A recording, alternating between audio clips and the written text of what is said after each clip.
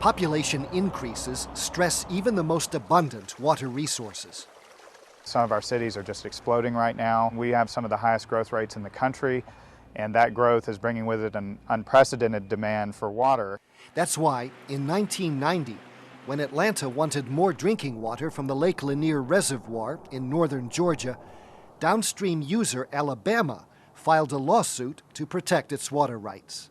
The concern was that if the water is all kept up at Lake Lanier, it will not reach the Alabama portion of the river system or those lakes that abut Alabama.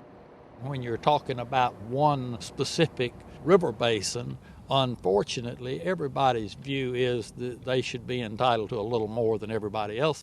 The disagreement centers on two river basins, the ACT for the Alabama-Coosa-Tallapoosa and the ACF for the Apalachicola-Chattahoochee Flint, with headwaters located in Georgia. Both systems meander south and west into Alabama, the ACF eventually snaking through Florida as well.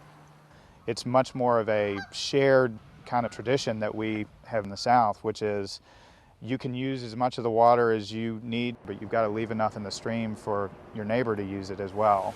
And that's exactly what these three states are unable to agree on. Just how much water all those users really need. The state of Georgia declined a request to participate in this report. Atlanta is projected to grow by several million people by 2030. Those people are all going to need a reliable supply of water. The result has been multiple court cases over the years and a lingering dispute.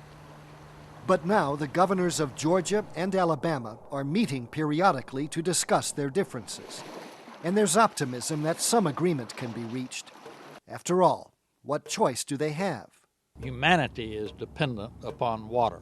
We need water, we need quantities of water, we need water quality, and it sustains life. It is a pertinent factor in economic development. For Assignment Earth, I'm Gary Stryker.